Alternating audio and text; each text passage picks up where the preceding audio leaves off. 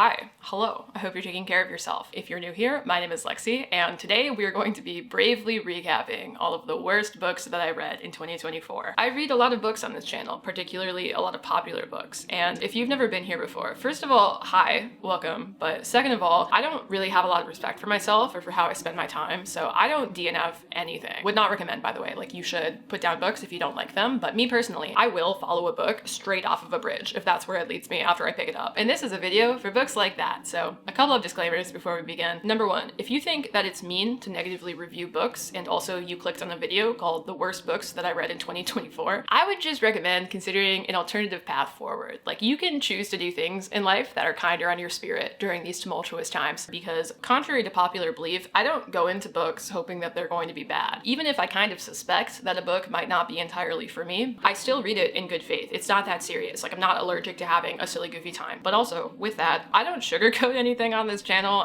The only thing I can give to you is my honest opinion, which is just that. It's just my opinion. I'm not God, okay? This isn't like a commandment from on high that all of these books are ass. If you like these books, that's okay. You're allowed to like things. Like you don't really need my permission to, but I'm going to give it to you anyways because you're not dumb. I don't think you're crazy. I don't think you're weird for liking books. It's fiction. It's not hurting anybody. Also, lastly, because there are always people in these videos who think that I hate women just because a lot of the books I'm going to talk about in this video are romance novels. I just don't like bad romance novels, okay? I like good ones. I just made a video about that actually on this channel, but it just so happens that a lot of viral books are romances. So I read a lot of them and some of them are not the best. Some of them are not great. Anyways, this list is going to be in order from least bad to most bad. And usually in my videos, I try to avoid spoiling anything on this channel. But with this video in particular, I'm not going to like recap the entire plot direction with you. I'm not going to go out of my way to just say spoilers for no reason, but I am going to be speaking about these books pretty freely because it's just really the only way to do this kind of video. So beware of that. You've been warned. But anyways, that's everything that you really need to know. But before we start, I just have a quick word from the sponsor of today's video, which is Parade. I have been living basically my entire life inside of Parade bralettes since a little bit over a year ago, and I can confirm that if you're anything like me and you also harbor a deep hatred for underwire, or just in general, if you struggle to find bras that are both supportive and comfortable at the same time, which often feels impossible, or also just if you have a weird size like me, I have a weird size because I'm really tall and my proportions are not completely normal, I cannot recommend Parade enough. Parade makes a pretty wide variety of bras and underwear and also PJs and leisure wear, such as the pajama set that I'm currently wearing, which is super comfortable. It has this really smooth satin fabric that I adore, but my favorite thing that Parade makes, by a lot, by like a country mile, are their bralettes. And I'm currently wearing my number one favorite bralette of all time, which is their Replay Triangle bralette, and I adore this. I wear it constantly. The fabric is super duper smooth. It's kind of like putting a second layer of skin on top of your skin, if that makes any sense, but that's super important for me because I'm the kind of person where anything even kind of abrasive is a sensory nightmare for me. So having something that is this comfortable while still being supportive and cute is an absolute dream. As a side note, I wear a 1+, so the picture that you're seeing here doesn't look exactly like what I'm showing you right now on screen, but that's actually a good thing because Parade sizing is really, really inclusive. So if you're like me and you have a small band size but a large cup size, you can get bralettes like these that have wider bands and more hooks and just generally more support, which is something that I don't really see inside of the bralette world. And I cannot underscore enough how nice that is. But if you're interested in trying this out or just generally in stocking up on basics that are fun and fit you and are also affordable, I strongly recommend checking Parade out. And if you click the link in my description and use my code NOVA30, you can get 30% off your entire order of everything that is not already on sale. Thank you so much to Parade for sponsoring this video. I really appreciate it.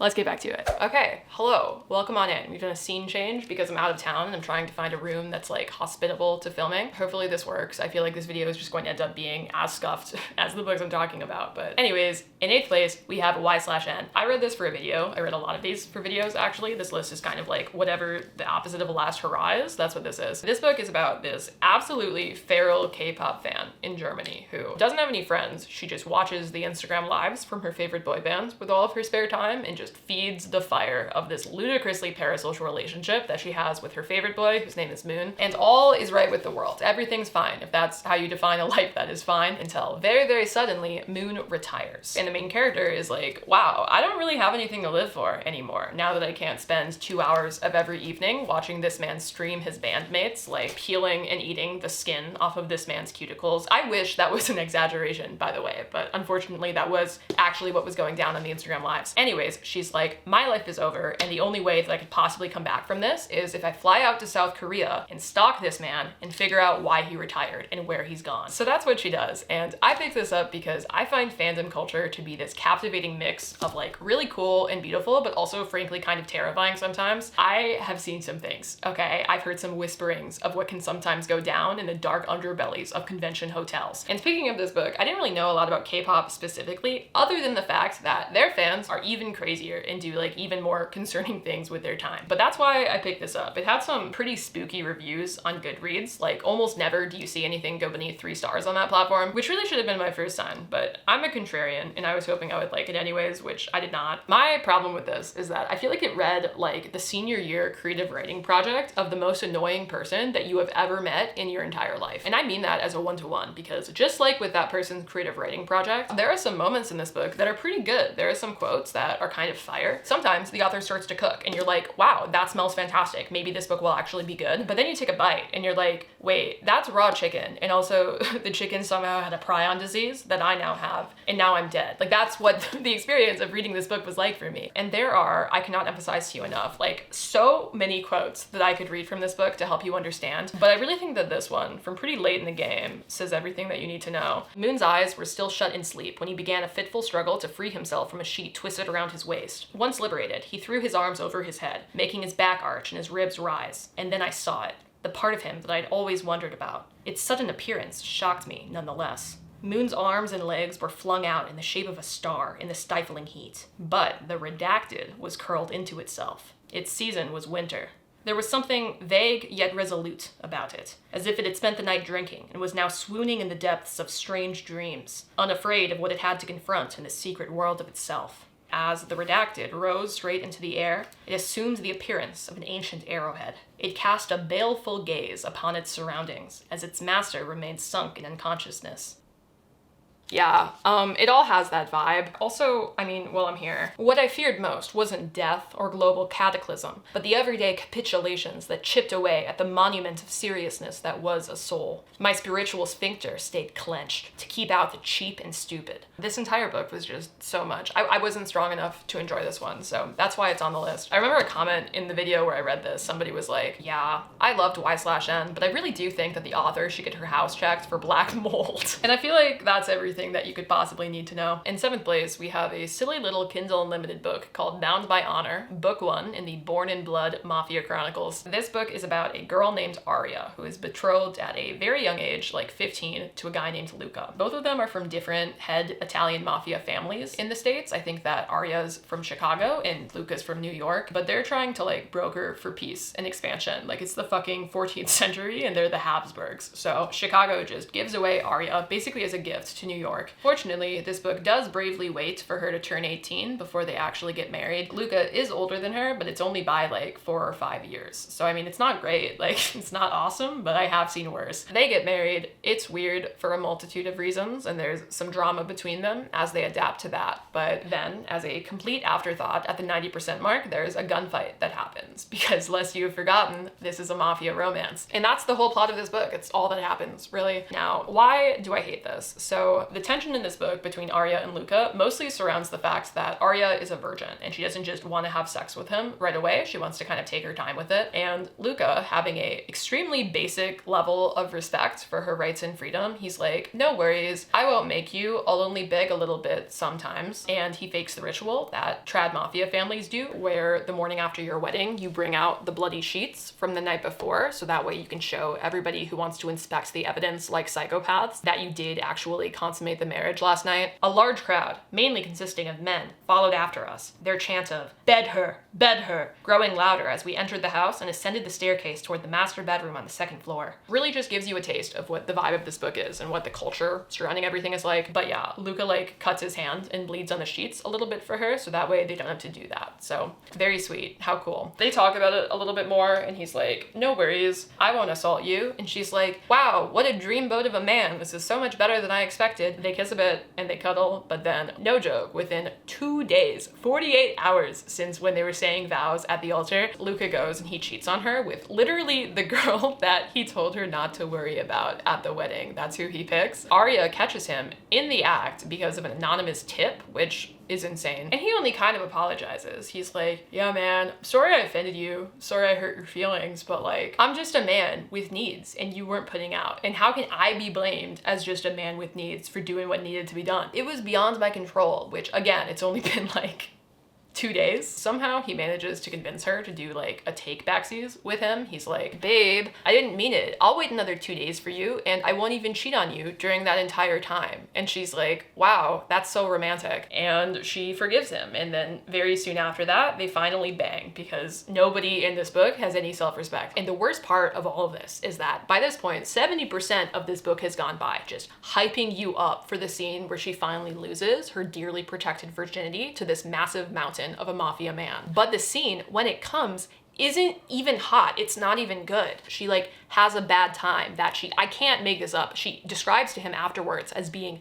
10 out of 10 painful. But then she soldiered on anyways, so that way he would be satisfied because she tells him, I shit you not, she's like, Luca, you have so many bullet holes and knife wounds that you've gotten protecting our famiglia. The least that I could do for you was my duty as your wife. Like, okay, I'm sorry. I didn't realize that I was reading existential horror. Lamp has been turned on, but if I'm reading 200 pages of mafia romance, probably as escapism. I don't want to feel like I'm witnessing the plight of womankind throughout history. It's not what I'm here for. Where's the wish fulfillment in that? If you're gonna make it not realistic, why are you making it unrealistically bad? What's the point in that? It's just, it wasn't a place that I really wanted to go. And that's the problem really with this book. Like, it's just so trad in the worst way. The main character, Arya, her only personality traits are being stupid and naive and also the hottest, tightest girl on God's green earth. That's it. That's all that there is to her. And Luca, even apart from how dirty he does her at the beginning and also just throughout this entire book, he's just kind of boring. Like, I'm sorry, being stoic and quiet and emotionally inept maybe used to be enough, but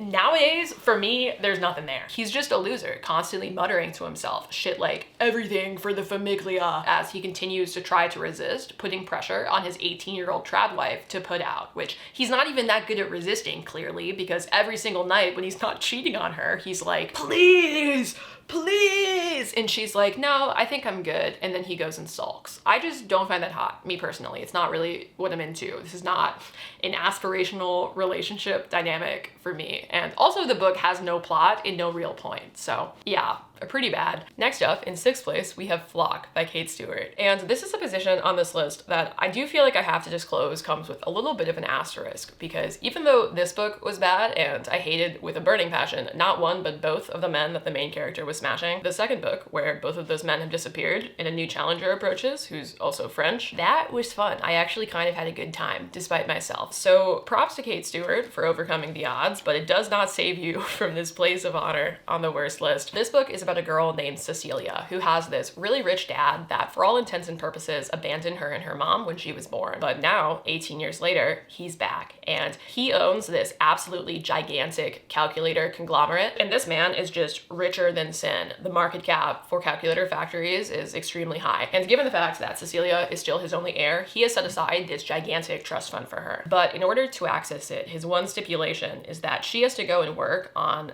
basically the calculator assembly line at the main factory that's in the headquarter town where his company is located, which is this really small town in the Appalachian Mountains. And if she is able to do that for a full year following her graduation to like learn the business from the ground up, then she will receive her trust fund. But oh no, when she's there, she meets this guy named Sean, who is technically her boss, but he's like the cool, hip boss who's only 25 or 26 and still in with the kids. And Sean spends his time working at the factory, being the most insufferable person alive, keeping secrets and dunking on the feds, and then being a part of this really big Robin Hood style gang where they steal from really rich people and corporations and then give it back into their community, which might make him sound cool and interesting to you, but don't be fooled. Anyways, Cecilia meets this guy. They hit it off, partially because Cecilia's dad is really rich and Sean has an agenda, as you might imagine, but they also do legitimately hit it off. And Sean introduces her to this other guy whose name is Dominic, who is kind of like Sean in a lot of important ways, but he's also a little bit more tortured and goth as well. So blah, blah, blah. They all start smashing. They like fuse together into a throuple, but it's not really a true throuple. It's more like a love angle instead of a love triangle, if you get what I'm saying, because they're straight and definitely not in love. love, okay? Like they're super duper duper straight and they would never be in love ever, so stop asking. Why was this book bad? First of all, almost nothing happens in this entire book. Like the amount of events, if I were to make a chart between this and book 2, I think there are maybe like 3 or 4 total things that happen inside of this entire book. Like 1 per every 100 pages that does not involve Cecilia either yearning and or banging. Book 2, in comparison, has like 30 events. So you can probably see why this one faced a little bit of a steeper incline. But like, I can be here for the vibes. I'm a lit fic enjoyer on occasion. I don't necessarily need there to be a lot of events for me to have a good time. I don't even really need to have likable characters, which is really important considering the fact that Sean is just an amalgamation of all of the worst, really annoying, narcissistic white boy leftists that I have ever interacted with in my entire life. They say the land of the free and the home of the brave, he mutters, shaking his head as he resumes our walk. Yeah, they do. I follow behind him. Your point? He turns back to me. I say, it's the land of the mentally inept, electronically dependent, and brainwashed media slaves. You just insulted me. Gravely, I think. Sorry, I'm just saying, why waste now time worrying about later? Now time? It's the only measure of time that matters. Time itself is just an invisible line, a measure people made up, right? You know that. And while it's good for reference, it's also a major stress trigger because you're letting it control you. I can't even deny it. The idea of being late to dinner with Roman is ruining my time with Sean. Okay, sorry. Don't be sorry. Just don't give it power. Now is now. Later will eventually be now. Don't be a slave to the insanity of keeping time and keeping up. Now is the only thing you have control over. And even so, it's an illusion. You are one strange man, I laugh, shaking my head. He draws my arm to him, slowly unfastens my Apple Watch, drops it to the ground, and smashes it with his boot. Holy fucking, I gape at him, fish-mouthed. Not nice. How did that feel? I recover the destroyed watch from the ground and answer honestly. It stung. Yeah, but what time is it? Obviously, I have no idea, I snap, shoving the useless watch into my cutoffs. Congrats, baby. That's freedom.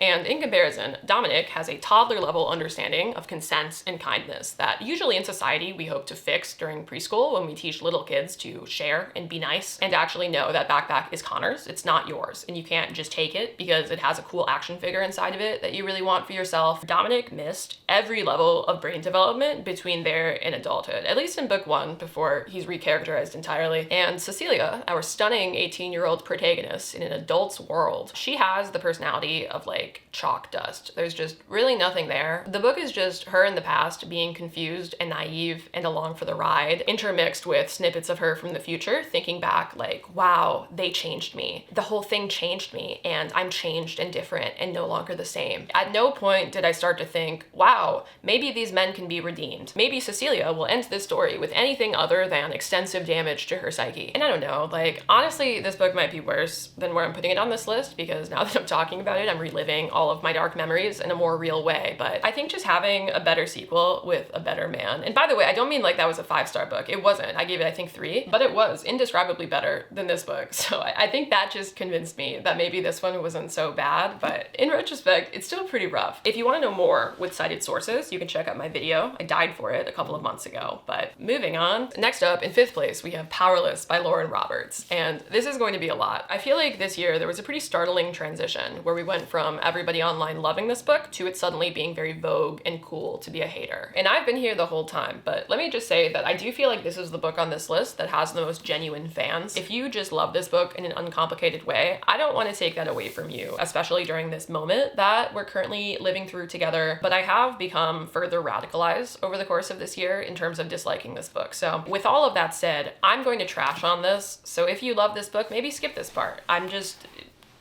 Maybe skip it, okay? Okay, Powerless is about a girl named Peyton, spelled with an A-E and a Y, because you really gotta shake it up sometimes. And Peyton lives in a world where everybody around her has powers, but she does not have powers, which is really bad and illegal according to the government. But fortunately, instead of magical powers, what she has instead is incredible daring and cunning, the likes of which the slums of her kingdom have never seen before. And she is able to fly under the radar by pretending to be a psychic and cold reading strangers as evidence of her imaginary psychic powers that she doesn't actually really have. and also she gets by through stealing shit all the time. She's a thief. But things get weird when she tries to steal from a guy who happens to be the second prince of the kingdom. But he gets into some trouble when all of this is happening, and Peyton is able to help him out, which gives her, as a result, a level of notoriety that she's really uncomfortable with. Both A, because again, she has no powers in this world where everybody has powers, and she's trying to really not make that obvious, but also B, it makes the kingdom really, really want her to participate in these things called the trials, which are a competition which is run by the kingdom where a bunch of people, mostly nobles, but like a couple of shitties like Peyton that are thrown in, they go and they showcase their powers in a variety of events that are a varying amount of lethal. Because there are multiple events, there's also some time in between to rest and train and flirt with one or both of the princes that are now into her. And people die during these events. And if you're wondering why this competition is happening and possibly what you get if you manage to win, at least in book one, there's just no way to know. You never really find out. Most of the discourse going around the internet right now on this book involves people saying that it's plagiarized, either from Red Queen and or The Hunger Games. And I don't know, man, I'm just a girl with opinions on the internet, okay? This might be like the hottest take that I share in this entire video, but I just really don't think that that's the problem with this. Partially because A, I feel like to call this book plagiarism of The Hunger Games is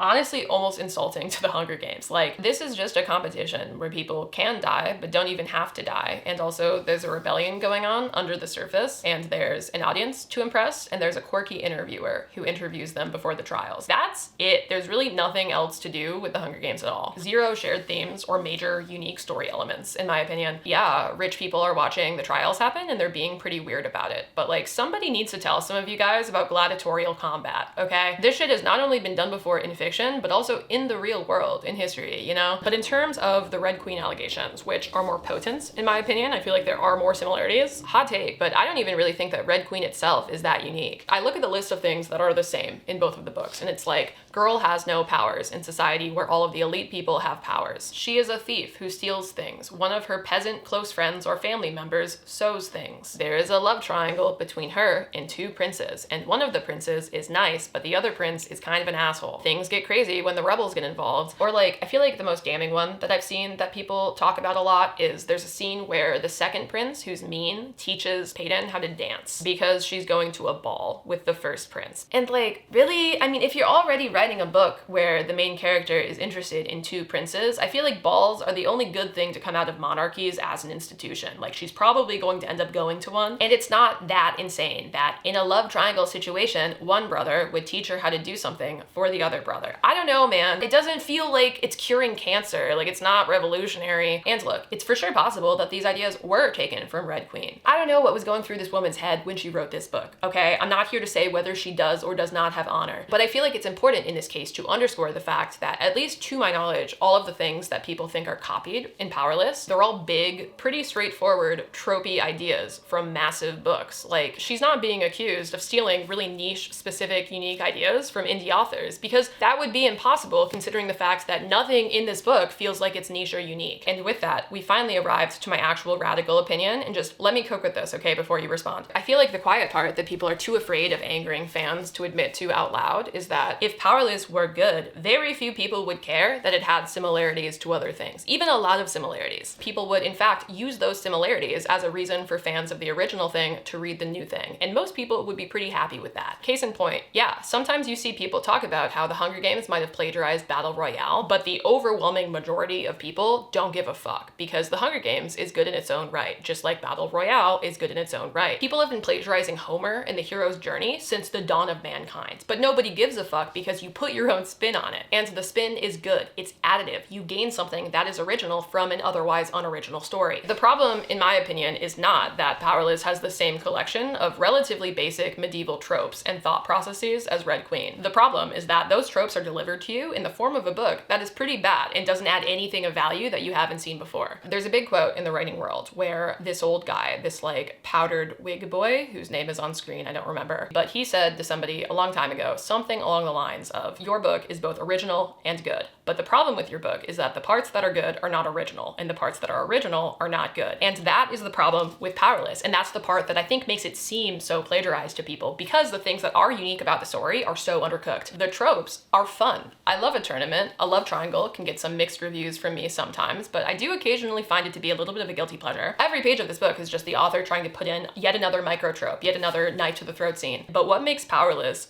so mid and therefore so hated by me because there's very little worse in my mind than a book that makes me feel nothing for 500 pages. What makes it that way is the world building and the writing. In terms of world building, the skeleton for Powerless is not very unique. Yeah, but the author does try to flesh out the world with details that are unfortunately unique to the story. I mean, she has 500 pages, there's a lot of time. And the problem with that in practice is, again, take the Hunger Games as an example. Everyone with taste loves the Hunger Games, in part because the world is so carefully constructed around the thematic messaging of the story. The Capitol is so interesting to read about because everything that you learn about the people there and how they dress and how they entertain guests and treat the kids in the games as like prize horses before a race, it all contributes to that criticism of spectacle and excess that Suzanne Collins is making. The entire trilogy is full of details like that feel like intentional choices that have a clear goal. Powerless, by comparison, mostly just feels like a series of things that the author thought would be cool to put in. Just some sprinkles here and there of some fun facts, except she never really considers whether any of that actually works together for the world. And also some of it feels like she just forgets about and never thinks about again as the book moves on without it. For example, in Powerless, much like during the Hunger Games, there's this push to impress the audience during the competition. It's said to Peyton all the time during the first half of the book that is really, really important. And they do similar pre-competition Caesar Flickerman style interviews to kind of get a baseline before everything starts. And in the Hunger Games, being good at that directly translates to you getting resources or healing salves or other things that you need to survive. There's a reason to pander, even if you hate the government, even if you're from the slums. But in Powerless, you get to the whole ass end of this book, like the competition is over and Hayden has received nothing of value the entire time, despite being pretty popular. Like nobody receives anything from anyone. And there's no reason at all that any of that mattered. Gaining popularity was instantly forgotten by the narrative as soon as it moved into the second act. And the book is full of things like that. If you just stop for a second and think a thought about the world building, it'll stop making sense to you because the book is full of so many contradictions. On a base level, nobody seems to know why people have to die inside of this competition, other than I guess just for the drama. Like there's no real rationale that's given to you because multiple people can clearly survive, like a pretty large group. It's not a winner takes all situation. Not that we even know what you win other than glory, but it's not winner takes all. But yeah, sometimes people will die and maybe Peyton will be one of them just to artificially raise the stakes. And the whole world is like that. It's just a bunch of vibes loosely connected together. And again, I feel like that makes it feel a lot more plagiarized than if things were actually fleshed out in a way that made sense, because the reasons that you get for things being how they are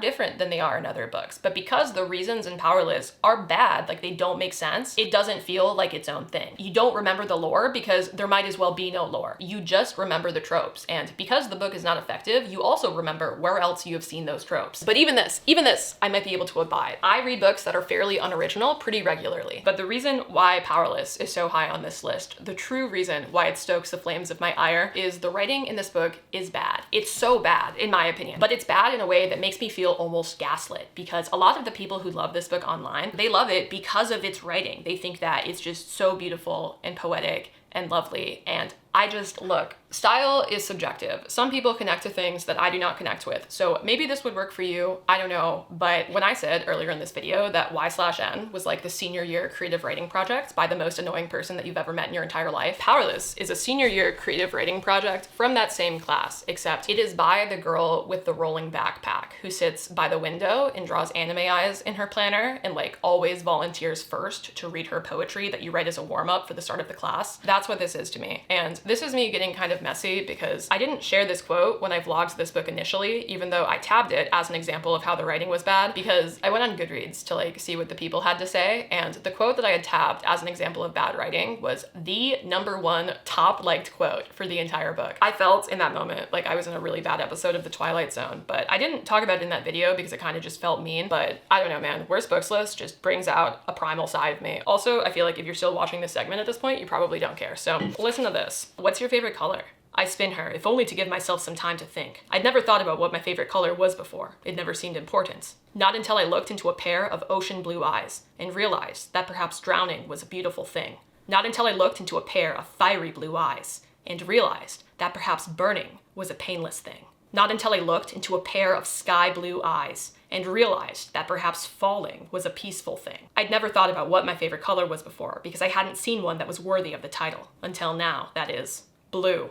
I say, my voice low. The whole book is written exactly like that, and it's really hard to describe if you haven't read it, but it's like I can see and feel every literary device that the author is using in every sentence inside of this book. She also really loves alliteration. Here's another one. It's like a tangible tether between us, this consuming connection. I will her to meet my eyes, and when they do, sparks, electricity. Everything beautiful, everything bold, everything breathtaking. That is what I feel in her gaze. That and terrified. Terrified of what she is doing to me. She is a vision, a nightmare, a dream. A grim reaper clad in black, come to steal my soul and my heart. I've never seen something so beautiful, so bold, so blatantly wrong for me. She is a devil. She is a deity. She is man's downfall in human form. She is my downfall. There's just zero subtlety. Nothing is baked in convincingly. It feels more than any other book that I have read this year like this was written split screened on a laptop with like the manuscript on one side and then rhymezone.com and thesaurus.com on the other. And I don't know if this needs to be said, but obviously in good books, there are literary devices. You see things like metaphors and consonants and repetition, but when it's competently done, you're not thinking about learning what those things are in 7th grade English class when you're reading the book. You're not thinking about example sentences that the teacher would come up with like 5 minutes before the bell. You're actually immersed in the story, and the writing is enhancing that experience. And that just doesn't happen at any point in this book, in my opinion. It's been a long time since I've not gotten the hype this bad with a fantasy book. Even Fourth Wing, I think, was fun, even if it wasn't Nobel Prize worthy, even if I'm not really in the business of continuing the series. I had a pretty silly, fun time with it. This book was a chore. I felt like I was in the mines for 500 pages. Finishing this book felt like seeing the sun for the first time in years. It felt like that first bite of bread after weeks of starvation. And I could go on, I could continue ranting about this book, but you know what? This segment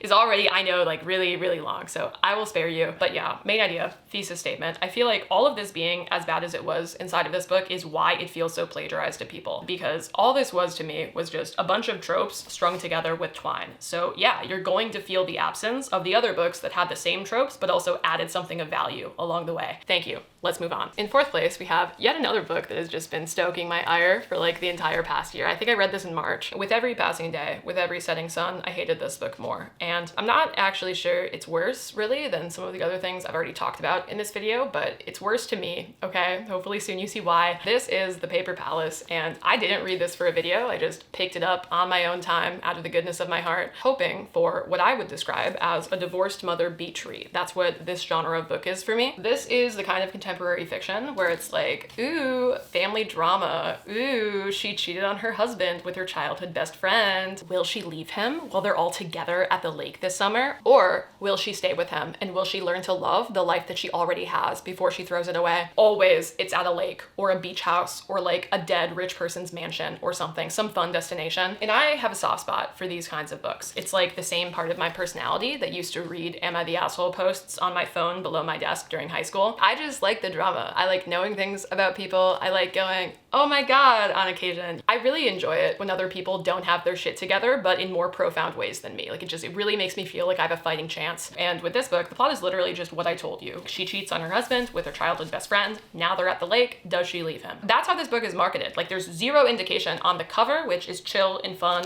in the blurb, on any of the quotes in the back, that like a solid 20% of this book is on-page explicit CSA. Out of nowhere, accomplishing nothing, like an extra 60% of the book is dealing with the repercussions of that, but they're not even really dealing with them because it's played out for drama. And dude, I'm broken inside, okay? I read a lot of books about sexual violence. Good stories with dark themes like that are some of my all-time favorite books. My Dark Vanessa, if you're looking for fiction, is fantastic. It's really, really heavy, but it's such an important book in my opinion. But what small feature divides these two Birkins inside of the collector community? If you are going to make me do extensive emotional labor while I'm reading a book by putting your characters through absolute hell, if you are going to do that, you have to take me somewhere. You have to say literally anything at all of meaning by the end of the book, because if you don't, then it's just violence for the sake of violence. Actually, it's worse. It's violence for the sake of drama, which is an insane thing to do inside of a book that, apart from all of this, isn't even that good. There's just nothing happening in this book in general. Basically, the only tea that you get is the on-page CSA. That's it. It's not like the CSA is souring the rest of what would have been a phenomenal apple pie. This book is already rotten from the inside out, and the ending is one of the dumbest things that I've ever read, to the point where I went out and I looked up interviews by the author to try to understand, because I'm a magnanimous reader, okay? Like, we give people chances. And honestly, the interviews made it worse, because you spend the whole book, when you're not like beset on all sides by emotional war crimes, you spend the whole book thinking,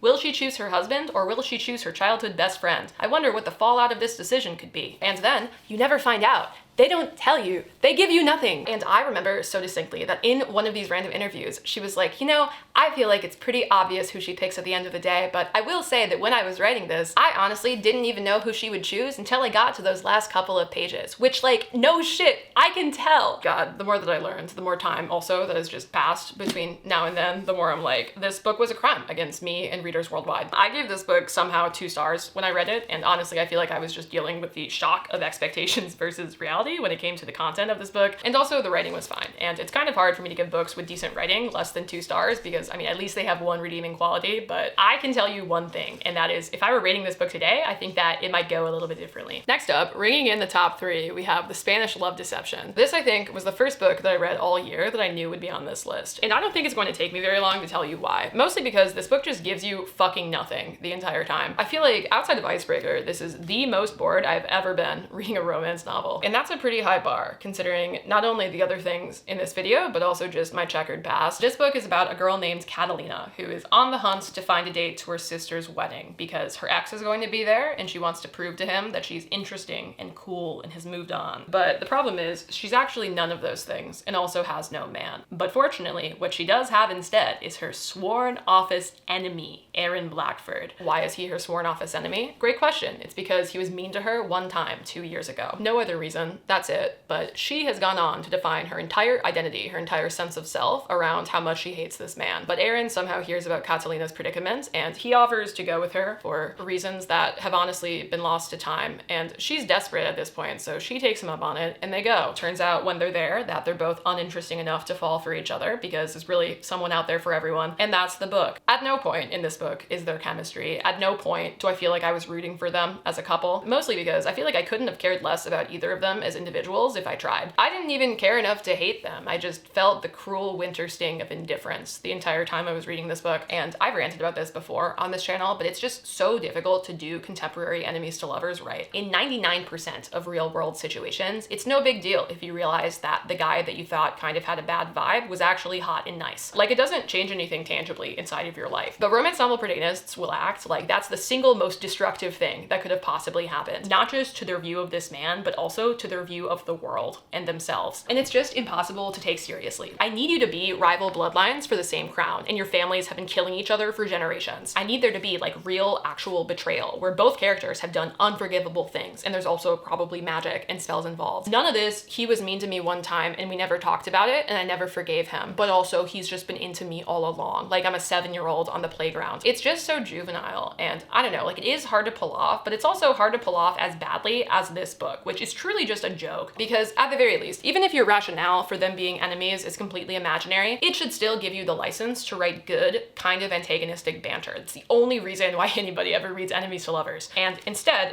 in this book, we got this. You don't have to be so bossy. Not everyone is super speed like you, Mr. Kent, because apparently he looks like Clark Kent. It's just a really big own coming from Catalina. His eyebrows rose and he looked unimpressed. Quite the contrary. Some even have the opposite superpower. Ha, I rolled my eyes. Funny. And also this. I squared my shoulders. Oh, you think I should really change? I grabbed the hem of my pink robe, trying not to think of how ridiculous I was actually feeling and hiding that emotion behind all my bravado instead. I wouldn't want to show up overdressed to the slumber party you mentioned. Do you think there will be any snacks? He seemed to consider that for a long moment. How are you not boiling up inside there? That's a lot of velour for such a tiny person. And that's a deep knowledge of fabrics for someone whose wardrobe is made of 2 different pieces of clothing. An emotion flickered across his face, one I didn't catch this time. He closed his eyes very briefly. First, he said, regaining his composure, you blatantly ogle me. That sent a wave of heat straight to my cheeks.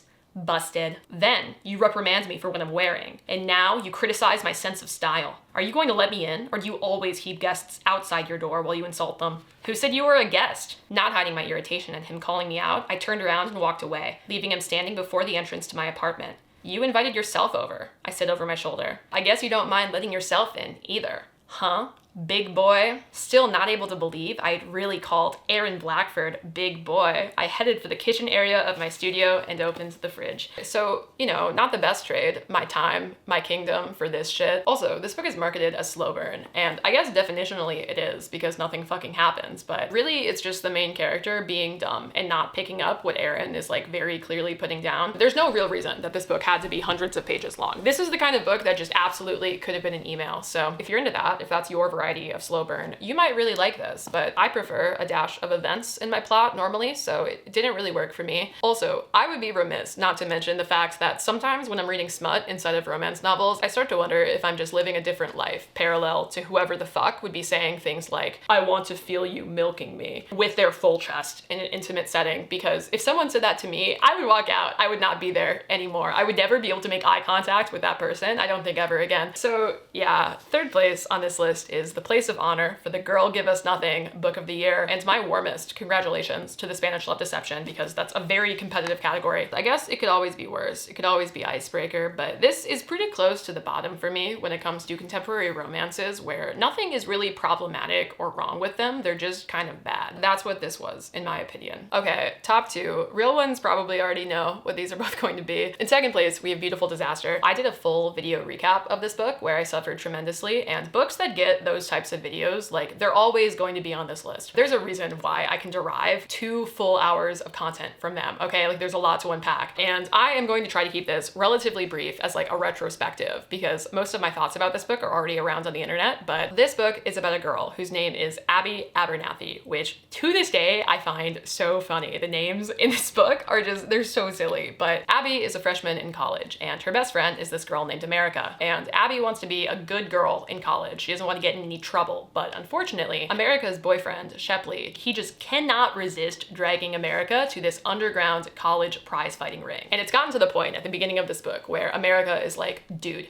Abby, you have to pull up. You need to come and watch a bunch of frat boys beat each other up for sport and for glory. Like, you have to do it. So Abby finally agrees to go. And the first fight that she watches, she is entranced by this man who is known only in the ring as Travis Mad Dog Maddox. She like wanders to the front of the crowd during the fight in a stupor because he's just that sexy when he beats people up. And they make eye contact and it's game over. They go on to have the most toxic relationship that you have probably seen in some time. And the book really has everything. It's got extremely high stakes, big sum gambling. It's got dead parents. You get essentially the mafia. You get some arson just to cap things off. And if you're anything like me, never once this whole time do you feel anything other than a deep hatred in the pit of your soul for every single character in this godforsaken book. This was the only book that I read this year that was kind of an exception to the disclaimers that I made at the start of the video, because I did kind of pick this up in bad faith. I got a random email from someone who was like, you need to know what happens in Beautiful Disaster because it's so bad and it's been lost to time because the book was released way before the start of Book Talk. And I read it and it was awful. And then I did a little bit of research online and I found out that it turns out that the author is like not a good person. She's kind of a white supremacist, allegedly, which, I mean, you could probably glean from her naming a blonde-haired, blue-eyed girl America and then having her date someone with a Vineyard Vines ass imaginary name like Shepley. So learning those things about the author didn't really surprise me, but it did further embolden me to roast the book. But what made this book so bad, if I had to distill it down for you in retrospect, is it felt representative to me of all of that 2000s, 2010s soap opera, Wattpad bad boy culture just rolled up into one book. Travis as a guy is just a level of deplorable that you rarely see in contemporary romance. And the book tries so hard to make you think that he's just a little small bean who's been through a lot and rides his motorcycle really fast to cope with his abandonment issues. But this man is violent and possessive. He's like the poster child for early warning signs of intimate partner violence. Abby tries to break up with him at one point and bro just smashes a mirror to pieces and like ransacks his entire house, but then they just get back together and it's fine and that's forgotten. And yeah, mix that up also with the best friend, America, who clearly just kind of wants Abby to die, like zero concern for Abby's well-being at any point in the story. Much like The Real Thing, America just wants to be entertained. She's not a good person, and on top of all of that, just throw in the fact that Abby is so bad, she's so insufferable insufferable as a protagonist that you don't even really feel bad for her when you're reading the book. And that's crazy. Like, it's insane how unable she was to get over the lowest bar that mankind has ever seen in order to gain any of my sympathy, but I could not physically bring myself to care whether she lived or died. I was just as bad as America because she's just such a piece of shit to everybody around her all of the time. She's the worst. Everybody inside of this book was the worst. This book was a nightmare from which, to this day, I'm still not sure I will ever wake up. I gave this 1 star and it felt like a kindness. And it's impressive, actually, that something could have been worse than that. I think that if you told me in March that that would be the case, I wouldn't have believed you. And that book, of course, is a fan favorite. It's Den of Vipers, #1.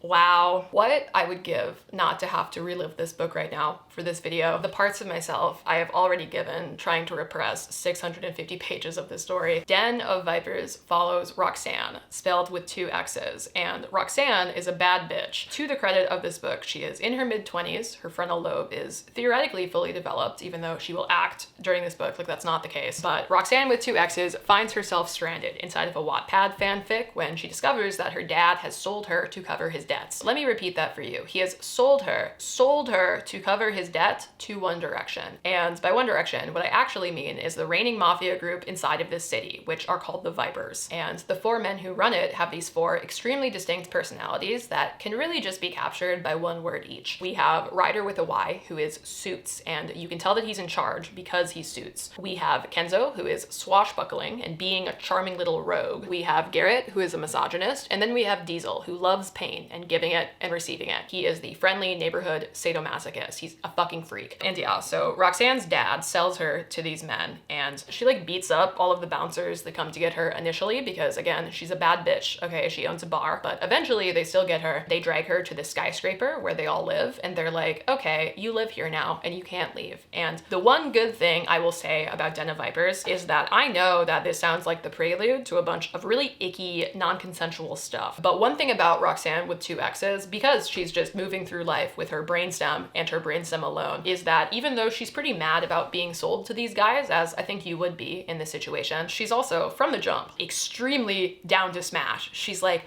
wow, they're all so hot, and even though I will try to escape, I also will take every opportunity to bang. And she's really only mad that these men participated in the wholesale purchase of her entire being. She's really only angry about that for like 4 days before she converts to being like, wow, my captors are so sexy and cool, and I kind of want to be one of them. Again, to its credit, shockingly, and I mean truly shockingly based on the premise of this book, it's not as bad as it is because it's like super problematic. It's insane. It's an insane premise, but outside of a couple of scenes where honestly I feel like Roxanne is the one who stepped over somebody else's line. Other than that, in terms of consent, the Mafia One Direction Bought Me book is actually kind of fine, Ripley's Believe It or Not. So why is it bad? Why is it somehow worse than everything else I've already talked about in this video? First and foremost, this book is 650 pages long. It's probably the longest book that I read all year. I think that's true, and fucking nothing happens other than smut the entire time. The book does make some weak efforts to have a plot where it's like the Vipers are being threatened by another organized crime group. They have to take them down, and Roxanne with 2 X's will go from being a captive to a true Viper, a true bad bitch in high crime society. But really, that's just a mirage, because if you squint, if you rub your eyes a little bit, if you like drink a single drop of water to clear away the haze of dehydration from your being, the mirage disappears, and you realize that the author just really wanted to write every permutation of Roxanne smashing these men. And I mean, there are 4 of them, so I guess that takes a long time. Gotta say though, just like in Flock, these are straight men. They are so straight like you wouldn't believe, even when they're all having the time of their lives together as a unit. It's like a ruler, dude. They're so straight. And when they all marry her at the end of this book, you had better believe that they're not also marrying each other. She might have 4 husbands, but they have 1 wife. Socks remain on. The dogs are in captivity for this entire book. But yeah, anyways, I actually felt my soul leaving my body the more of this book that I read, because the writing is also atrocious. You really have to be there. You have to see it to believe it. There's no way for me to capture in a couple of quotes the psychic toil of reading 650 pages of it. But let me just open my Kindle real quick and read you a selection. They're going to learn that money can't buy obedience. I'm no man's object. They're going to regret the day they took me. Vipers, bitch please. I bite too. Stupid fucking redacted. It doesn't even seem to care that they bought us, or that they probably plan to kill us. She's a hussy and is all like, yeah, but they're hot. Bastards. I mean, yes, they are hot. It's not fair and has my hormones all confused. I hate them, I do. I want to kill them, but also kind of want to screw them. They stole me, I remind myself, but it feels weak, even to me. Did they? After all, they were just trying to collect their debt. It ain't their fault my dad sold me. I mean, they could have said no, or just let me be free, but I guess they have a reputation to uphold. I'm torn between hugging my bat and answering, but when it buzzes again, I place my bat down and yank it out of my pocket. Yes, that's right, bitches. My dress has pockets. You thought I would let you leave? I told you, you're mine. They would have to kill me to stop me from coming after you. I melt at that. Honestly, my old life feels like a blur. I've become so consumed by the vipers, I don't want to leave anymore. I realized it a while ago, but I still fight it. I'm tired of being alone, of just surviving, struggling every day. I'm hoping if I can prove myself useful, they might let me do something. My future is still uncertain. They might kill me, but as the days pass, it seems less and less likely. They need me too. I know it. I see it. They want me here, all apart from Garrett. Yeah, they're criminals, but half the people I know are. Yes, they can be cold, evil bastards, and this relationship didn't start off in the best way, but whatever does in real life. They aren't knights in shining armor. No. They are the villains in the dark, with brooding eyes and beast-like tendencies. The more I learn about them, the more I realize just how alike we really are. They might have money and power, but underneath, we are all the same. Maybe that's why they seem reluctant to kill me or use me like they first wanted to. Like recognizes like. Maybe their venom is infecting me. Maybe it's Stockholm Syndrome. Maybe I just don't fucking care. They care. They notice. Their words might be harsh and their touch is mean, but only because I don't think they know how to love any better than I do. I guess we're going to learn together, because now I'm all in. I'm walking willingly back into that den of vipers and holding out my arms to be bitten. Let's just hope it doesn't kill me. Yeah, it's a flavor of bad that almost reads as satire, but it's not, it's a real book. And you have to sit with that when you're reading this book. You have to hold space for the knowledge that somebody out there really did write this book with their full chest. In terms of characters, all of the men in this book were either actively horrible or they were nothing. And I hate both of those things, so I hated everyone. Diesel in particular, God, we haven't even talked about Diesel yet. He's the sadomasochist, right? And we get his POV sometimes because Lord knows I needed to witness all of the myriad thoughts inside of this man's brain. And he just vacillates between, on one hand, being like silly, goofy, ha ha ha, little bird. I brought tacos in my fanny pack alongside the grenades I'm using in this fight. Like, I wish I was making this up, but that's a real thing that happens. Ha ha ha, do you need me to cover you with a grenade? Or perhaps would you like to eat a taco or two? We get that. And then 2 pages later in his internal monologue, he's like, wow, I wonder what it would be like to wear her skin. I bet she would look really, really pretty if she didn't have skin. And again, defying every last odd put against her, Roxanne with 2 X's was into it, I guess. Like, she's a little bit of a freak herself. So good for her, but me personally, I found Diesel to be truly harrowing. He was like a serial killer that speaks solely in millennial internet humor. That's the vibe that Diesel had. And God, I could go on forever about this book. There's just so much to unpack. I thought about making another really long video, but the thought of reading all 650 pages again in order to do that actually broke my spirit, and I haven't recovered. So I haven't, at least not yet. Who knows what the future will hold. At the end of the day, Den of Vipers isn't as bad in some ways as some of the other books on this list, but the ways in which it is worse are among the worst that I can imagine people are capable of creating and putting out into the world. Like, AI could never recreate Den of Vipers. It's just not possible. The book requires a uniquely human touch to really take it all the way to hell, and reading it did make me into a worse person. It is the greatest suffering that I experienced during this year of our Lord 2024, and that's why it's #1 on the list. Anyways, that was everything. Those were my worst books of 2024. We're done. The year is wrapped. We're free. If you liked this video, please leave an actual like. Please let me know in the comments what books you hated this year. I love drama. I love controversy. There's like nothing in this world that convinces me to read a book more than multiple people around me having very different opinions. If you're new here, you should also subscribe, because I do have a lot of videos on my channel where I read books of questionable caliber and recap them in great detail, but I also have videos where I read things that I like and I recommend good books, and I'm nice about them, okay? I swear it's possible, and you should stick around. But that's really it. Thank you guys for watching this far. I'm sorry for how deranged I imagine this video will be, but happy belated New Year, you guys. I appreciate you more than you know, and that is everything that I have to share. Bye!